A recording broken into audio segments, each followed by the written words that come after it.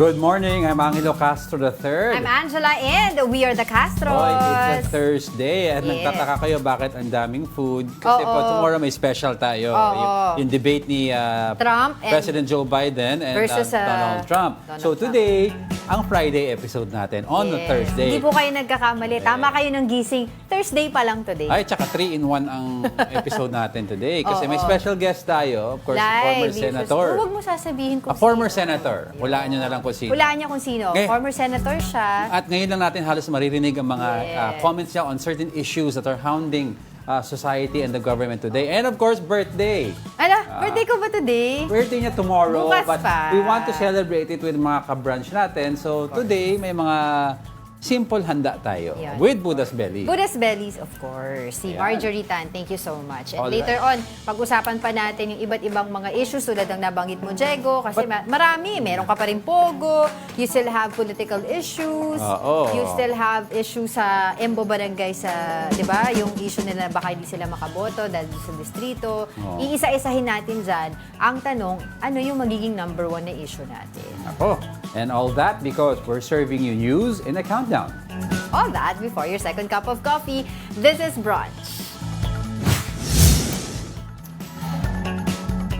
Of course, let's kick off our countdown with the training of our Olympians. They continue to prepare in Metz, France, ahead of the much-awaited Games. Olympic rower Joni Delgaco goes all in on her training. While she is a month away from competing, she admitted that there is no expectation for a podium finish. Weightlifters John Senisa, Vanessa Sarno, and Elreen Ando are also gearing up for the Games. They are now focused on maintaining power, recovery, and nutrition. Heavy training is also on for boxers Nesty Petesio, Carlo Paalam, Hergy Bacyadan, and Ira Villegas. Looking forward to the game. So, their athletes are heavily preparing for this. At least maganda yung ginagawa natin dito sa Signal Family na pinapakita natin not only the day of competition but how our athletes are preparing. Painstakingly prepare for an event. Totoo yan. Exciting. And of course, syempre, lagi araw-araw natin sinasabi yung suporta natin na talagang 101% para sa ating Filipino athletes. Go for gold. Yes. Alright, let's continue with our countdown. Now, ranking 9th in our countdown is a possible oil spill again in Oriental Mindoro. A fresh oil slick was spotted again near the town of Pola. Now, this happened over a year after the tanker MT Princess Empress sank near the town and caused an oil spill. The oil slick was seen 620 meters from the shore of Barangay Buhay, Natubig. Pola Mayor Jennifer Cruz said she is still seeking answers from the Philippine Coast Guard or PCG about the possible source of the oil slick. PCG insisted that the oil could not come from the sunken MT Princess Empress because its tank is already empty.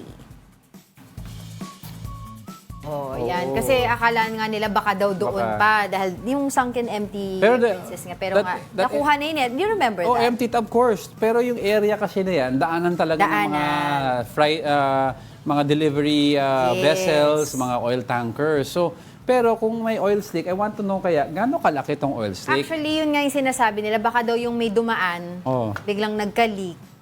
Kaya maliit. Kaya gano'n. So, they're still investigating. Kawawa naman sila because they're still recovering from the last oil slick. And yung mga marine creatures natin, talagang it takes years and decades bago sila mag-propagate ulit. Yung mga namatay, ha? Totoo. Plus, of course, kasi kung merong may kasalanan dyan, of course, di ba, na dumaan dyan na barko at nagkalat, and they need to be held accountable. The mere fact that they don't know yung source yet, that means siguro may dumaan, nagkalat, tapos wala na. Ang problem dyan, paano mo malalaman? Hindi, may mga ano yan, di ba? May mga logs ba yan? May mga navigation, di ba? Parang natitrack ni Ray Powell yung movement ng boat. So baka they can check yung day na nagkaroon ng spill na yan sino yung mga dumaan doon. Marami na daw yung nakuha nilang parang Info, oil? Oil.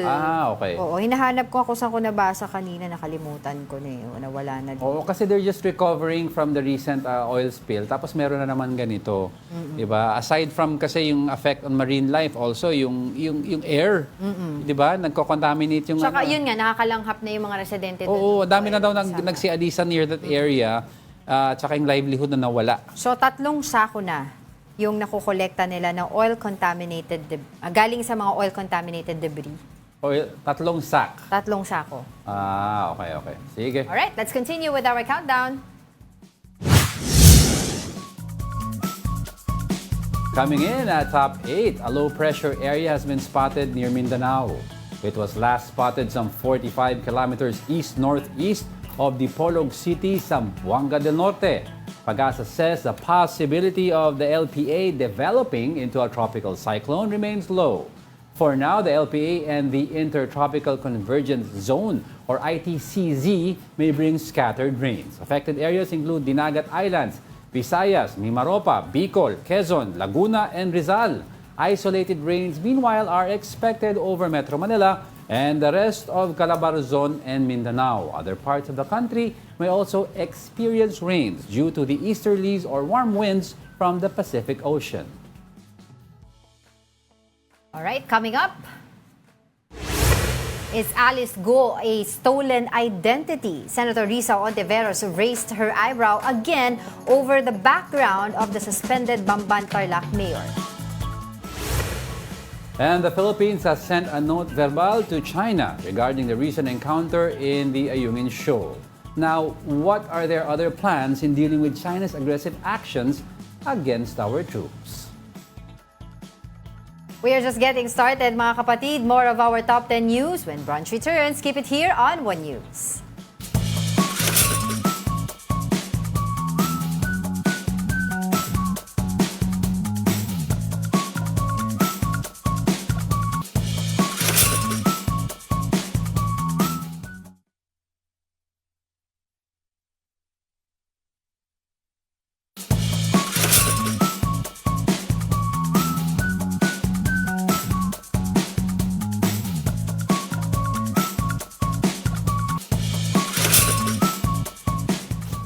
Good morning! You're still watching Brunch here on One News. Good morning. Tulad ng ating nabanggit kanina, it's Thursday today. Di po kayo namamalik mata. Oh. Kasi meron po tayong Buddha's Belly today. Of course, Yes, courtesy. dapat Friday kasi may special tayo tomorrow. So, pati yung birthday surprise ni Angel. Yay! Ang ginawa. So we have here, we have dim sums, different kinds of dim sums. Yeah, dim sum platter. Meron kikiam. Pansit Kikiam for ba yan? long life. Yes.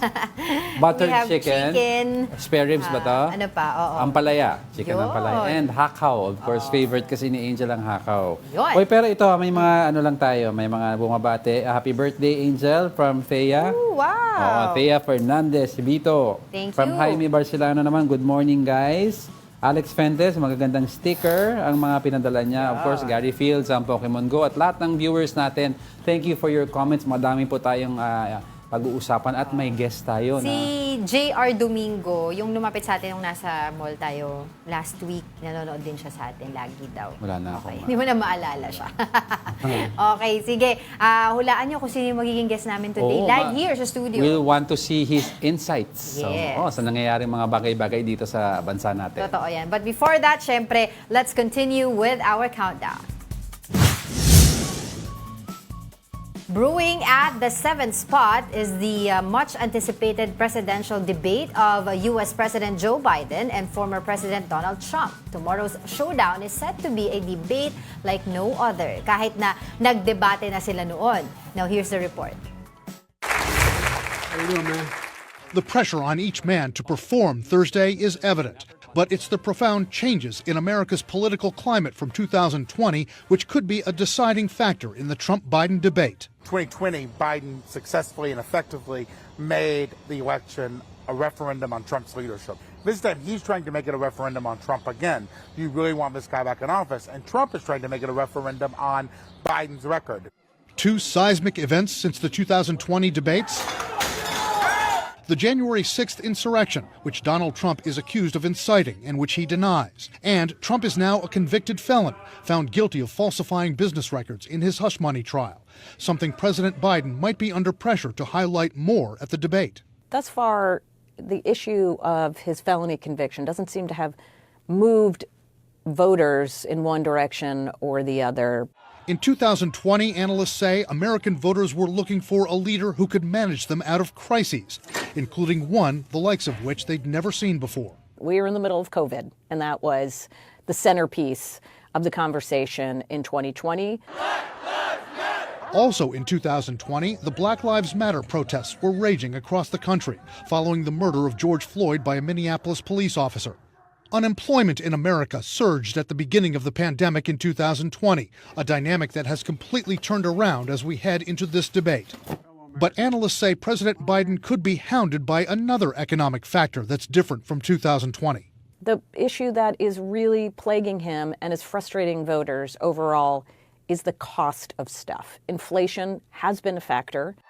Another enormous political and social sea change from 2020 stems from an event that occurred in late June of 2022. Roe v. Wade was overturned by the Supreme Court by judges that former President Trump largely picked. It was a key promise of his, and that's proven to be an unpopular decision, according to polling on both sides, and has hurt Republicans in a lot of different elections.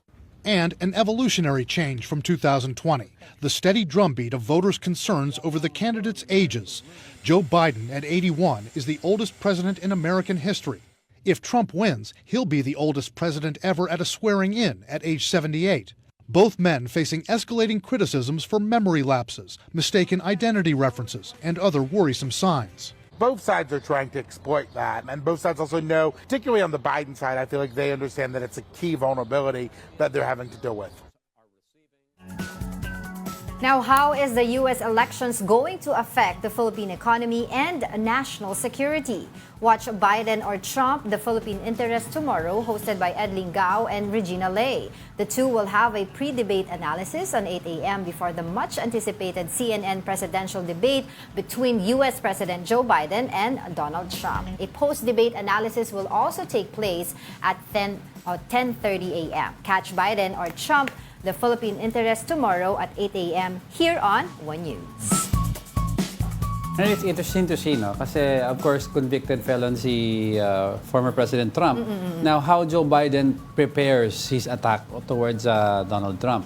Kasi, as we all know naman si Donald Trump, former President Trump, even based sa mga kwento ng mga handlers niya before sa past elections, or even when he was president, he really doesn't prepare much for speeches. He goes kasi kung ano yung bugso ng damdamin niya. He goes on impulse. That's why he's been likened very similarly to former President Rodrigo Duterte. He's off the cuff ang style niya ang debate. But let's see how he defends himself from these allegations. Because as nakita mo yung interview dito sa CNN, hindi nag-move yung needle because of the conviction. People expected the needle moving a little more towards the Democratic side because of his guilty verdict. Pero apparently, hindi daw nag-move yung needle. Trump maintained this base, which is a wide base in Middle America, na, of course, parang nagiging issue ng Pilipinas, mga affected very much by inflation. Gas prices, food prices. And of course, yung mga big issues that surrounding the US, diba? Of course, yung ano mga dapat nilang gawin sa national security. And of course, yung issue of abortion, yung Roe versus Wade, because historically, the Democrats have been pro-abortion on this side with several circumstances. Si Trump naman, Republicans are a little bit more on this, conservative on this issue. Hindi a little bit, talagang conservative. No, it depends. Kasi you have to remember, ang Republican, meron yung aggressive Republican, meron liberal Republican, meron yung traditional Republican. Madaming factions sa loob ng party yan. No? Okay, so ito daw yung debate na inaabangan talaga dahil nga the last time that nag-face off itong si Biden at saka si Trump ay yung 2020 pa talaga. So makikita natin kung hasa pa ba ulit yung kanilang mga debate skills. But alam mo And this is going to be a high rating pa rin daw na debate na inaasahan nila. But of course, medyo mahaba itong debate. Ang concern nila dyan, will Biden be affected by this dahil sa kanyang age? Madaming memory lapses on both parts. But you see, kasi kay President Trump, yung lapses is because masyado mabilis ang ang takbo ng utak niya. And when he talks, he jumbles up names. But it's more on because madami siyang thought process na nangyari. Kay Joe Biden naman, his age is really accelerated. Yes. And in recent speeches, he's been seen mumbling, he's been seeing nagahang siya minsan. Out of it. Out of it. So that's why ang worry nila is Trump is very aggressive. So how will Biden counter this? Exactly. Diba? So the candidates' microphones daw will be turned off. Yes. Diba? Or muted rather, pag hindi sila yung nagsasalita. And there will be no studio audience. Ang sinasabi ng mga analysts is actually favors Biden. On the other hand, kasi mawawalan siya ng, magkakaroon siya ng mas focus doon sa debate. Diba? Instead dun sa surroundings, etc. So, we'll see what's going to happen. So, abangan po nyo yan dito sa atin sa One News. Kaya po wala kami tomorrow kasi we will give way para nga po dun sa magiging coverage, special coverage ng One News dito. Hosted by Ed Lingao and Regina. And we encourage everyone to watch kasi very important ang outcome ng US elections, mas lalo na sa Mutual Defense Treaty and partners. So, may pakialam tayo. Kasi Republicans and Democrats have different approaches to how they handle their foreign relations and how they deal with us. It's different. It's different. Let's see. Nako, mainit na debate yan. But for the meantime, let's continue with our countdown. Moving over to our top 6, the ICT Undersecretary Jeffrey E.N.D. calls on tech expert Art Samaniego to face the accusations against him. D said Samaniego will be given enough time to prepare for his defense. A subpoena has already been issued against Samaniego amid allegations that he instructed the hacking of some government and private websites. They added that they will discuss their partnership with Scam Watch, which is co-headed by Samaniego. Honestly, hindi ko nga napansin na may ganun siyang side. Ano? But for Art, my advice is let's face, he trusts the process, face the case. He will be given ample time to prepare for his defense. So he should. He should be given that privilege. Si Art Samaniego is currently suspended sa Manila Bulletin due to this investigation, ongoing investigation nga dito sa cyber Kasi if he hacking. wanted to test yung vulnerability, he should have at least informed not all, but at least one of the secretaries Mabigat tong allegations. involved or the people involved, di ba? Because ano hinak niya recently, AFP? Oo, kaya nga sabi nung hacker si alias Kangkong. Alias Kangkong pangalan niya. He actually admitted. Alias Kangkong. Alam mo, he recently he admitted that he hacked 93 websites. Nautos daw. Government and non-government agencies. Utos daw ni Art Samaniego. Most of it. Tapos he actually left a photo, parang signature niya.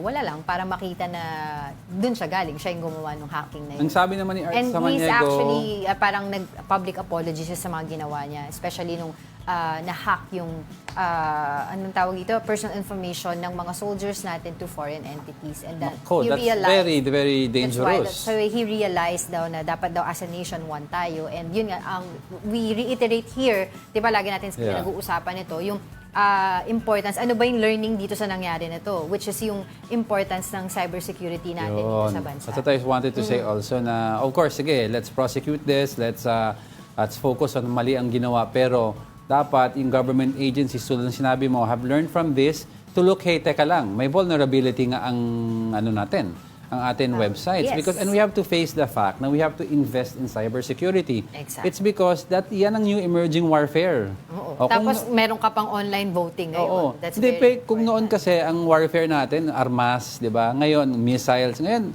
everything is controlled by cybersecurity. He who controls the, di ba? Cybersecurity has the power. Totoo yan. So yun nga, nabanggit ko kanina, di ba? Meron ka pang online voting na din Comelec, yan. sa Comelec, oo. Ibig sabihin, pwede rin ma-hack yan, di ba? And, national ID system natin, yung PhilSys ID is interconnected. Exactly. So, magkamali lang tayo ng isang hacker, identity theft can be massive, can cause a big, malaking damage sa, sa mga security and privacy of each individual or citizens. Exactly. But speaking of voting, dumako na tayo sa ating next countdown for the day. Coming at the 5th spot are the so-called Embo barangays. Residents in 10 Embo barangays can vote in the upcoming midterm elections. However, they are not allowed to vote for their preferred congressional representative. Now, Comelec Chairman George Garcia said the Embo barangays do not belong in any districts in Taguig. He explained that a new law must be created to indicate the barangay's district. The residents can also create a new district since their area has over 250,000 residents. Recall, the 10 Embo barangays were transferred from Makati to Taguig based on a Supreme Court decision.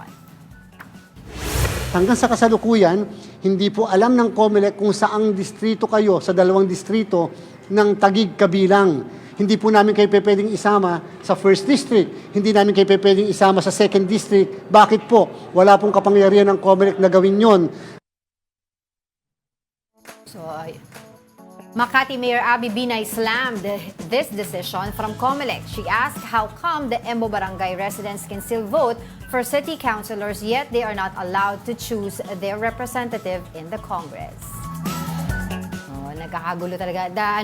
The Embo or the Taguig versus Makati saga continues. But yun nga, ang importante dito kasi there's more than 250,000 residents na baka ma-disenfranchise, meaning hindi makakaboto. Kasi the lower house, the Congress as a whole can assign them a new district na all 250,000 or i-distribute yung half of the 5 barangays and the other half to certain districts within Taguig. Oo. Kasi ang problem dyan kasi magpiprinta ng balota, magpiprint rather, no, ng balota ang COMELEC soon. Hindi naman soon, but kailan ba ang I think they're already printing. Less than how many months before kasi certificate of filing of certificate ng candidacy. Tapos after nun tsaka sila magpiprinto ng balota. Pero sinabi naman daw ng COMELEC, they're very parang confident, no, na mariresolve tong issue na to. They have ample time, no, to resolve this issue. Kung gagawa ang Congress ng batas or aayusin or ikaklaruhin ng Supreme Court yung tungkol sa issue na to, yung pag-identify ng district dito sa 10 Embo barangays. Ang COMELEC naman kasi is may template sila for before printing So that template is malleable. Pwede na iba-ibahin, pwedeng i-manipulate before magkaroon ng printing. Pero usually kasi siniset na yan. May idea na based sa pronouncement, may idea na sila. Certificate of filing of candidacy. Even before certificate filing daw, mayroon silang idea more or less sino yung mga tatakbo na. But they wait until yung sinasabi mo yung certificate filing. Pero kung hindi ma-resolve to, I understand it. Parang yung mga filing of certificate of candidacy, yan. COC. Parang PDLs, di ba? The PDLs cannot vote for yung certain congressmen or because wala naman, nakapiit sila But they can vote for national positions. Hindi ko sinasabi na mga PDL mga to. Pero it's because lang, wala silang assigned district. Basta ang alam natin, Taguig sila. Previously from Makati. Ang mahirap niyan, if sabihin ng COMELEC, sige, dito muna kayo sa District 1 sa Taguig, boboto, biglang sabihin ng Congress, hindi pala part belongs to 2, part belongs to 3. So, kailangan ayusin magkakagulo-gulo. Ayusin ng Congress para maayos. Or yun nga, ma-clarify ng Supreme Court, ano ba talaga itong Embo barangay na to, saang distrito? Will Congress act on it? It's because re-election na yung mga yan. Of course. They will act on it. No, di ba They should. Certain congressmen belong to certain districts. So pag-agawan nyo ngayon yung mga voters, unless mag-create ka ng new district, then you need another position to run for that district. Pwede. That's a good point. Yung mga ayaw na tumakbo sa ibang district na natatalo, dito na lang ako tatakbo sa bago.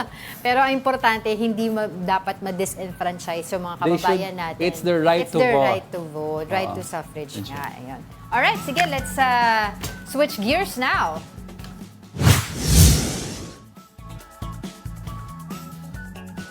Now heating up on our top 4, former Senator Antonio Trillanes calls on the so-called pink forces to forge an alliance with the Marcos administration.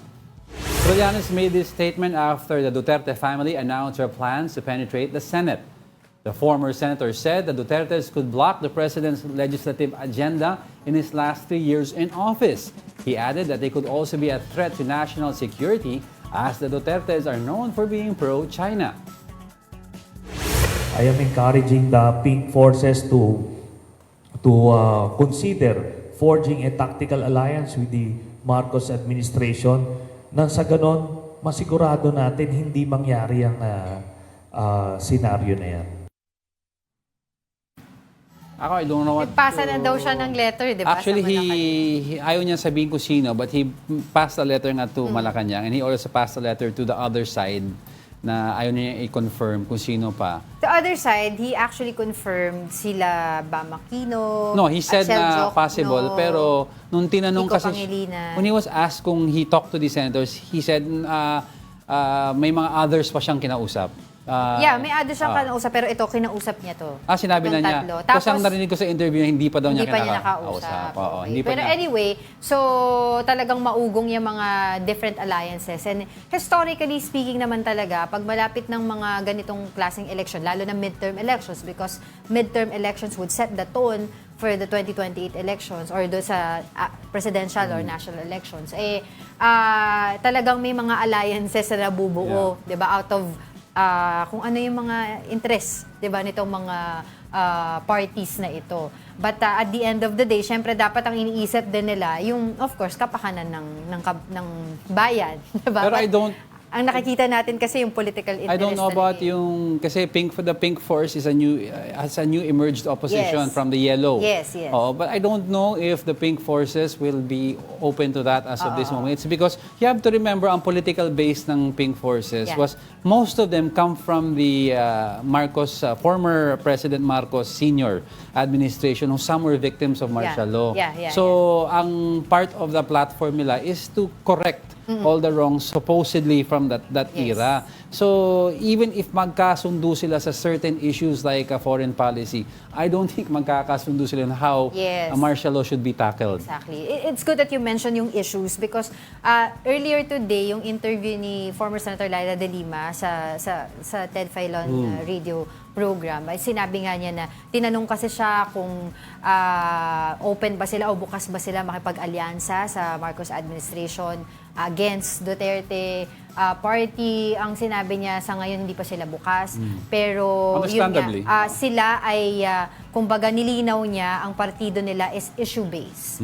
'Di ba? Hindi sila totally anti-Duterte, hindi sila totally anti-BBM, but issue-based. If that's how Senator Laila is talking, then that means that side is geared towards more of being on the Marcos administration side, because ang policies ni President Bongbong Marcos is very similar to the policies of the late President Noynoy Aquino. Yes. Very similar.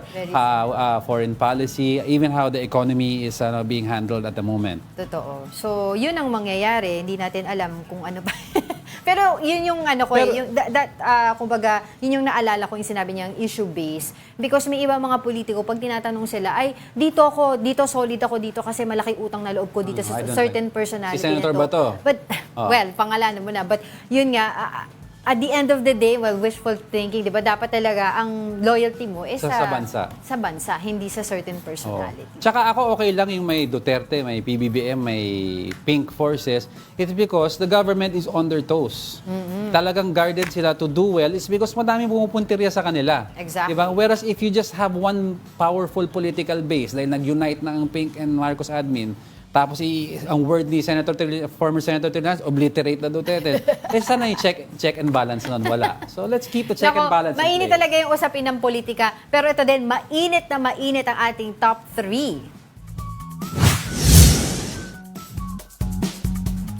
Yon, mainit nga, no? Sabi ko ang ating top 3 dahil allegations emerged during the Senate hearing on Wednesday that the identity of Bamban Mayor Alice Go might belong to another person. An NBI document revealed that there are 2 individuals named Alice Leal Go with the same birthday and identical name spellings. Here's the report. 2 Alice Liel Gos but different faces. This was presented by Senator Risa Ontiveros in the continuation of the Senate hearing on the raided Bamban Pogo Hub. The one on the left is the mayor of Bamban Tarlac, while the other woman bears the same name. The information came from the NBI clearance of both Gos. The other Alice Liel Go has the same birthday as Mayor Go, which is July 12, 1986. Both of them, according to the document, were born in Tarlac. Hontiveros believes that Mayor Go stole the identity of a Filipino to eventually run for political office. Sino po ang babaeng ito na may pangalang Alice Leal Guo pero hindi kamukha ni Mayor? Nasaan na po siya ngayon? Malinaw na sa hindi bulag o nagbubulag-bulagan, iisang tao lang, si Mayor Alice Guo at si Guo Huaping. In fact, it appears that the name Alice Guo was stolen from a Filipino. Hindi lang citizenship ang ninakaw, pati identidad ng isang kababayan natin. According to NBI Regional Director Jerry Abiera, to obtain an NBI clearance, an applicant must personally visit their office. So how did both manage to get cleared? Ang mas maganda, ma'am, ma-determine natin dahil yung fingerprint, magkakaiba talaga yan para ma-determine natin whether or not yung tao na yan at saka yung si Mayor ay magkaiba. Nag-aalala din po ako para sa babae na nasa clearance ninyo. Yung either kapangalan ni Alice Leal Guo o yung totoong Alice Leal Guo. Pwede po bang i-ascertain ng NBI yung kinaroroonan nitong Alice Leal Guo? Papahanap natin, ma'am. Hontiveros has since requested the NBI for the biometrics of suspended Mayor Go, as well as Go Huaping, the alleged Chinese identity of the mayor, for comparison. Mayor Go was not able to defend herself as she was absent during the hearing, but in the letter she sent to the Senate, Go stated that she was not fit to be a resource person. The stress and anxiety, according to her, have affected her physical and mental health due to the damaging allegations. Although absent, the scrutiny continued on Mayor Go and her alleged connection to Pogo operation in the country. There were pieces of evidence allegedly linking Pogo in Bamban, Tarlac and to a raided Pogo hub in Porac, Pampanga. Mayor Alice certainly likes having friends in high places. Hindi po basta-basta ang mga kaibigan niya. Considering that this woman is now charged with qualified human trafficking, it is imperative that her links and networks are fully investigated. Meanwhile, the Philippine Statistics Authority has endorsed to the Office of the Solicitor General the cancellation of Mayor Go's birth certificate. Once this happens, this will be additional evidence in quo warranto case against the mayor. She could also possibly be deported. Also present in the hearing was Senator Lito Lapid, who denied being the owner of the 10-hectare Lucky South 99 Pogo hub in his hometown of Porac, Pampanga. Kaya po ako naghahamon dito. Kung ako napatunayan nilang kasali ako dyan, pwede ako mag-resign bilang senador. Dahil hindi ko po papayagan na masisira ang pangalan ko rito. The Senate is set to conduct further hearings in the coming days. For News 5, Bean Los Baños, we are One News. Ako pala, sorry. Don't go away because we're not done yet. May dalawa pa. Stay with us.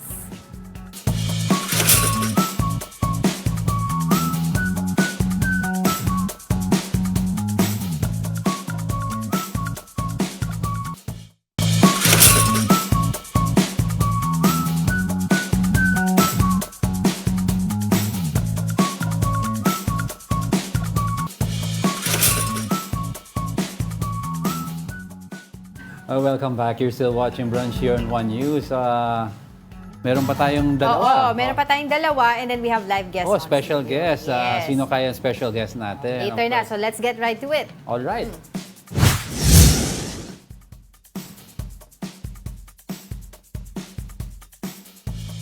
Senator Bato de la Rosa says he will not be attending the House's hearing on the war on drugs.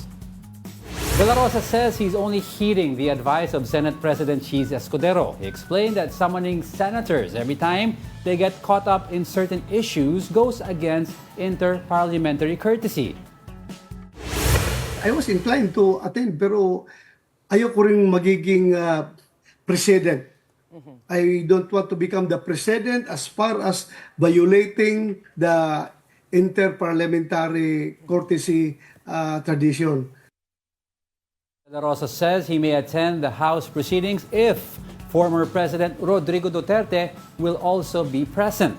De la Rosa served as chief of the PNP during the height of the Duterte drug war. Hindi ko rin siya pwede pabayaan na pupunta doon na hindi ako makasama because we were together in launching the war on drugs. But si former spokesperson, Harry Roque, has already said na hindi daw talaga attend. Yeah, Si former President Rodrigo Duterte. Nag-decline na He daw. will answer all the allegations, criminal allegations on a proper forum. Yes. Sinabi. Kasi yan ang ongoing na nangyayaring hearing sa Kamara ngayon diba? Headed by Yeah. Congressman Abante about the issues of human rights. Parang napuntirya din ang sinabi ni Senator Bato de la Rosa na yung utang na loob niya kasi kay former President Duterte, a lot of pundits are saying na dapat you talk about your loyalty should be to the country, not to personalities involved. Oo. Kaya 'di ba parang yung other people were expecting actually na magkakaroon ng face-off between former Senator Laila de Lima who already accepted, and will accept daw. She will attend daw the hearing. The hearing. Yun nga yung kinukwento ko na baka daw mag-face-off itong dalawa pero mukhang malabo yan mangyari. Sayang. Abangan na lang natin. Two feisty personalities. Exactly. Yan. But okay, let's continue with our countdown. Returning to our top story is the tension in the West Philippine Sea. The Marcos administration has sent a note verbal to China as our protest against their aggressive actions in Ayungin Shoal last week. Meanwhile, the U.S. denied they are using the Philippines as a pawn against China. Here's the report. Foreign Affairs Secretary Enrique Manalo reported that our country has sent a note verbal to China. This is in relation to China Coast Guard's aggressive actions against our troops during their resupply mission in Ayungin Shoal on June 17. The incident resulted in Seaman First Class Jeffrey Facundo getting his finger cut off. Aside from the note verbal, the Philippines and China will also discuss their rift on the bilateral consultation mechanism on South China Sea in July. Despite calls for more bold response to China, like invoking the Mutual Defense Treaty, Manalo maintained that dialogue and diplomacy should prevail. Yes. Because we have the side of law on our side. So I am optimistic. The law Manalo was referring to was the United Nations Convention on the Law of the Sea or UNCLOS. The Philippines ratified it in 1986 while China signed it in 1996. However, China refuses to acknowledge the Hague ruling that favored the Philippines when it comes to the territorial claims in the West Philippine Sea. We have championed a consistent position. Maritime claims in the South China Sea cannot go beyond the UNCLOS. No country can claim almost the entirety of the South China Sea as its territory and use such claim to justify illegal and dangerous actions in waters over which we have sovereignty, sovereign rights, and jurisdiction. Meanwhile, the U.S. has reaffirmed its commitment to the Philippines in giving support against China's aggressive responses on the West Philippine Sea.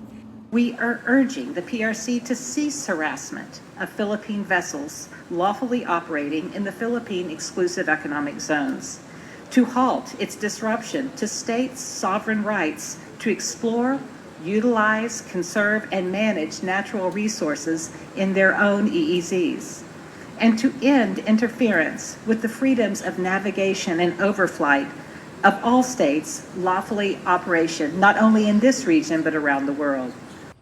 China earlier condemned the U.S. for seemingly using the Philippines as their pawn against them. U.S. Ambassador to the Philippines Mary Kay Carlson clarified that their support to the Philippines weighs heavier when it comes to the issue in the West Philippine Sea. As we heard Secretary Manalo said, the Philippines has an agenda that stands on its own. As our partner, we support that. They are not a pawn in a great power game. They have their own agenda that is important to the people of the Philippines. So yes, China is a factor, but the U.S.-Philippine relationship certainly stands on its own. We had a long and important relationship with the Philippines that had absolutely nothing to do with China. For News 5, Ria Fernandez, We Are One News. Reform PH, the newly established political party of former Senator Gringo Honasan and ex-Magdala soldiers, push to have paramilitary groups near the West Philippine Sea. To get more information about this, we have Reform PH leader, former Senator Gringo Honasan, live here in our studio. Yun. Good morning, Morning, sir. Angela. Yan ang special Happy guest birthday. namin, si Senator Gringo Honasan. Yes, thank you sir very much for joining us. Thank you for having me. Oh, it's been a while since we last saw you on the airwaves, so it's now at least we get to see ano yung opinions mo on certain issues. First time ulit ni former Senator na sa live TV. At dito pa sa show natin. This is also therapeutic for me. Okay, Okay, let's get right to it, sir. Could you tell us more about paramilitary group that you're trying to establish? Paano po ba ito makakatulong sa issue po natin sa West Philippine Sea? One word, Angela, no? Diego, ha? Mobilize, prepare. Since there are so many variables changing every day, and when you deal with a country with a 5,000-year history, you better be careful. Di ba? What I'm trying to say is, since we have no control, Yes. and we cannot even manage these variables, no, important thing is to prepare. We are the author of the National Disaster Risk Reduction Management Law. If we can prepare for typhoons and earthquakes and natural calamities, you can shift gears and prepare to mobilize, no, our entire population. That's right. To address this issue. Minsan tinatanong ako, no? I can speak naman in... Opo. Yeah. Colonel, former senator, former secretary. Does the Philippines have an army to confront a threat like what we are facing now, no? I said the Philippines does not have an army because the Philippines is an army. That's right. That's the point in mobilization. But we have to start with a plan. I'm sure government has a plan. The security sector has a plan. Ang gusto lang natin, isama naman ninyo sa plano, kami. Or the population, no? National security, all our array of problems, everybody is concerned. Yeah. Such a blessed and beautiful country. Cannot lose this country by default. That's right. That's right. We'd also like to know, no, kasi of course recently yung messaging of this current administration on how to handle the West Philippine Sea. You had Executive Secretary Bersamin say this was an accident, and you had Secretary Gubo Chodoro sa DND, mas aggressive siya on his stance. Parang mayroon disconnect po in terms of how they are behaving towards what is happening sa West Philippine Sea. What is your take on that? That's above my salary grade. No? Yeah, no, that's their call. Yeah. The important thing is we start with a plan. Yeah. Communicate this plan to the entire Filipino citizenry. That's right. And then define for them how they can participate in this plan. Saan kami magre-report? May uniforme ba? Saan kami may firearms ba? Diba? If push comes to shove. That's right. Saan kami kukuha ng tubig, ng pagkain? As simple as that, no? But we have to start, of course, with the law. The law that drives our national security policy is an almost 80-year-old law, Commonwealth Act No. 1. Right. Drafted by Major Dwight Eisenhower, who became president and passed away, and Major William Ord. Yeah. Is still appropriate to the situation. This is the basis, the legal basis. No? But beyond that, our call really is for a national mobilization. That will not cost us much. You have to develop a plan. Yeah, Paano po ba yung going back that po dun sa suggestion nyo na paramilitary groups near the West Philippine Sea? Will this call parang mag-increase pa po ba yung tension doon sa ating, doon sa nangyayari ngayon sa West Philippine Sea? Hindi, Angela, no, Diego. Meron tayong security guards. May our young people report almost every weekend, no? Yes. For in preparation for disaster and relief operations. It's there. The infrastructure is there already. Is there already. I-organize mo lang para you have an inventory. That's right. Now, if we're worried about what happens there, obviously, if only 1.3% of our GDP is applied to national security against the other superpowers, no? So what do? We allow them to come in. Haven't they learned their lessons from Vietnam and Afghanistan and Ukraine and the Hamas problem? We Filipinos, how many tried to colonize us? No? The Spaniards, the Americans, the Japanese. Where are they now and where are we now? Yes. We're still alive and kicking. Diba? Yun, kulang na sa konting momentum siguro. Pero syempre, taking this opportunity, Senator, to ask you this question since you're here na, do you have any plans of running for the Senate or any other political position? You know, Angela, I'm just a good soldier. When the Filipino people tell me, you go back to the Senate, I go back to the Senate like a good soldier. Want me to help in the private sector? I'll stay in the private sector. But the consensus I'm getting now is they want me to back there. Sa Senate? To help. So mga ilang porsyento po, former Senator? Siguro mga 70-80% magpapile ako sa October.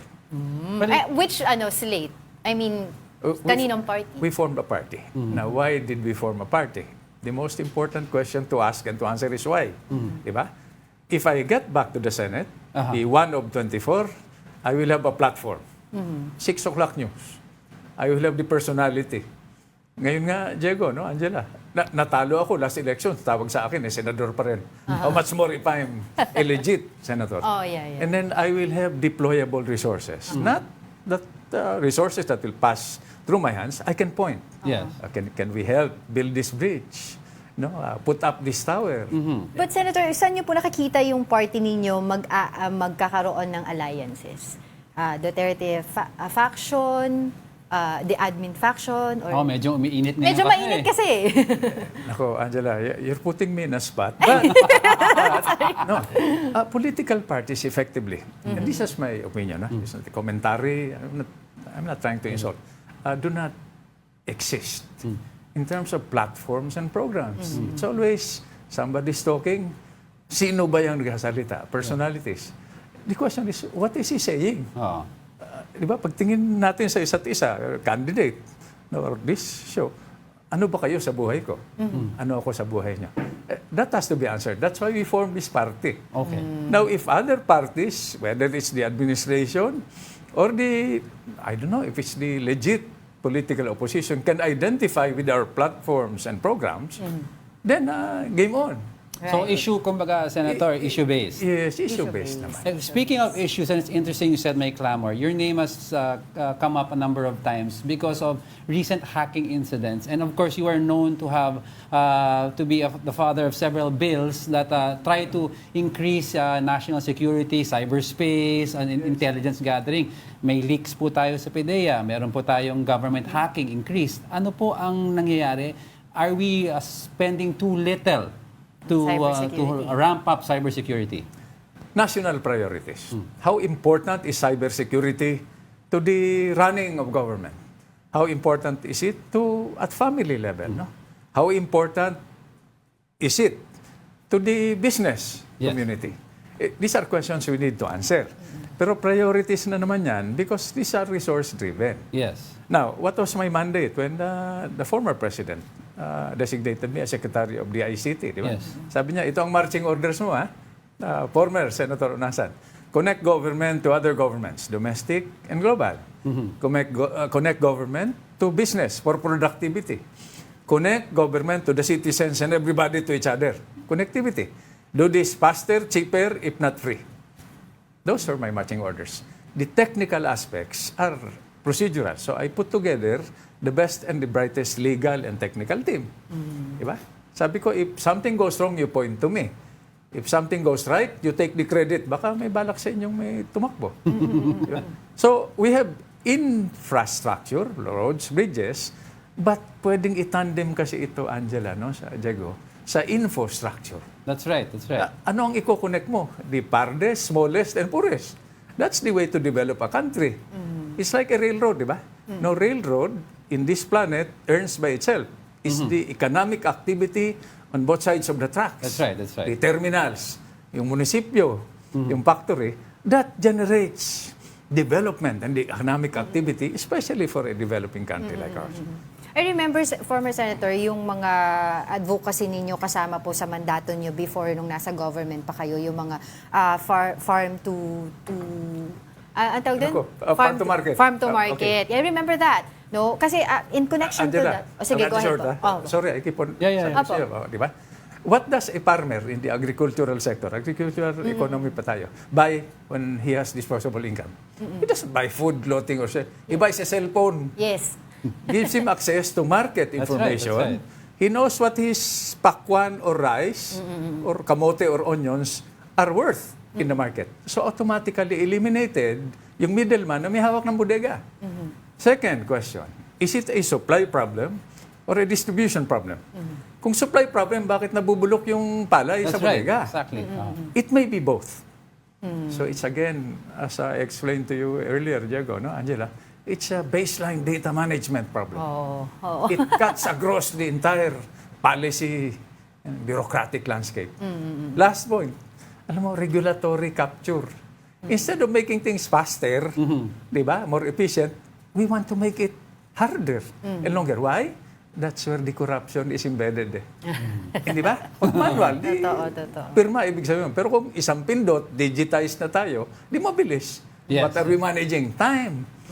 We should be faster than COVID and all the other problems. Right. Well, of course, Senator, for taking this opportunity, is, I think yung isang issue about yung Alice Guo, yung suspended Bamban mayor. Ang question ko is, how is it, what can we do in terms of law or passing new laws or amending certain laws to prevent na possibly somebody pala, allegedly, who was able to steal somebody else's identity and became a mayor? Diego, no? Angela, baseline data management. Dapat alam natin through the Bureau of Customs, Bureau of Immigration. Aren't they interconnected sila? Not yet? They should be. That is what we tried to do when I was the ICT. Yung interconnection para one database. Diba? Cybersecurity is everybody's concern. No? Alam mo kung sino yung pumapasok, sino yung lumalabas, anong klaseng tao ito? Criminal ba ito? Diba? Negosyante, investor, or citizen, just come, or balikbayan. Diba? It's knowing the facts. Let's not be worried about AI. Diba? Algorithms. So accept it. It's a creation of human beings. Exactly. And what does AI do for us? Thinks for us. Thinks for us. Faster. Diba? Faster. Pero tayo pa rin gumawa. Tayo pa tayo matatakot? Di, gumawa tayo ng mas mabilis. Ang dami natin gustong itanong dito kay Senator. It's been a while, but pero wala na tayong oras. Pero yung very short lang po, yung kay Vice President Sara Duterte, yung kanyang pag-resign sa kanyang cabinet, and now announcing that 3 other members of the family will run for the Senate. Your thoughts on that? How can anybody naman confirm what her reasons were, no? But I am hoping and praying that it has something to do with national interest and public interest. Is her departure from the DepEd and the cabinet going to serve the highest public and national interest? Or do you want to color code it again with some partisan political motive? We have enough of that. You know, I was asking some officials from other countries, how do you view the Philippines? Sabi niya, you know, we and you do not trust each other, but we don't trust you more. Sabi ko, why? Because new president, new mayor, new governor, new medium-term policy. Diba? So yung gustong tumaya sa atin in the long term, nagpipigil. Teka muna, baka yung bagong presidente, iba na naman. Diba? Yeah, that causes a lot of political and policy instability. Diba? Every 3 years kasi we have elections. Yes. So some degree of continuity will provide an element of predictability para yung investor makapagplano ng program. Pero Senator, ito mabilis din ulit, kasi alam naman po natin yung big role ninyo dun sa bloodless revolution natin sa EDSA, People Power, para po patasikin yung ama po ng ating presidente ngayon. Hindi patalsikin. You give me a chance to correct. Yes. We were going to go to Malacanang to protect the father, the family of the president of now, no? So can you imagine how romantic, how naive we were? You go in, siyempre lalaban, control the situation, protect them from the mob. Kung nauna yung mob, di summary ang trial at execution. So ano pong matasabi nyo dito sa ginagawang administration ng Marcos administration? Is he doing well or not? Yes or no? History will... What administration naman has been spared from criticism and support? But I'll add this to the discussion. You know, we Filipinos, we never miss an opportunity to miss an opportunity. Totoo. What were the opportunities? Martial law. National discipline. Kaya lang dapat may lifespan yun, di ba? The insurgency. Kaya nagkaroon ng insurgency because of root causes like social injustice, poverty, etc. No? And then the 1986 People's Revolution. So then after your parents participated in that. After that historic bloodless revolution, we all went home and left governance to the government that came into power. Dapat hindi ganun. That was the easy part. The harder part is nation building, ongoing work in progress. Wala na po tayong oras, pero ang dami ko pang gusto. Very nice to talk to you again, sir. Last na. May chismis. Let's do it again. Maybe over coffee. May chismis po kasi na baka daw po kakausapin kayo for back channel talk sa West Philippine Sea. Is that true or not? Yes or no? No, I cannot confirm that. Nobody has You know. But I will help, whether they like it or not. I just don't know how. All right, thank you so much for your time, former Senator Gringo Honasan. Thank you po. Okay, tapos na ang countdown, pero ang birthday ni Angela hindi pa. Don't go away!